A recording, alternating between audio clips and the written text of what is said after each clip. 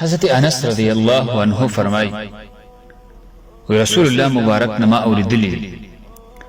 رسول اللہ مبارک فرمائی چې اللہ جل شانہ فرمائی اے د بنی ادم زویا لو اتیتنی بقراب الارض خطایا ثم لقیتنی لا تشرک به شیئا وکتر از مکه د گناهونو ډکه او ما سره ملاو شو او تا شرک نه کړي و الله با ستاره گناهونه معاف کړي و الله دې بنده گناهونه معاف کړي اگر د رزمک کې د گناهونو ډکه کړي او عبد الله بن مسعود رضی الله عنه فرمایي رسول الله مبارک فرمایل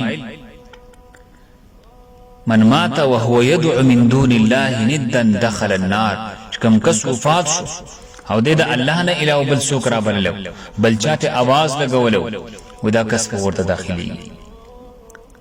او حضرت جابر رضی الله عنه فرمایي رسول الله مبارک فرمایي چې څوک د الله سره مخامخ شو او دې شرک نه کړي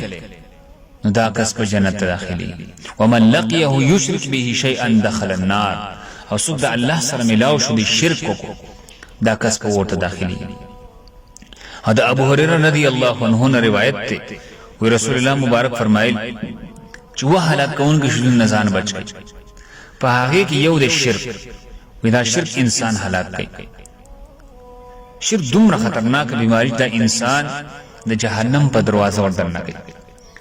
او معاذ رضی الله عنه فرمایي مات رسول الله صلی الله علیه وسلم وصیت کو په لس خبرو باندې وی په هغه کې یو خبردار وی رسول الله مبارک ما ته فرمایي لا تشرك بالله شيئا د الله سره شرک ونه کړه وان قتلت وحرقت اگر کته قدر کړی شي وسوځول شي خو چرته شرک ونه کړي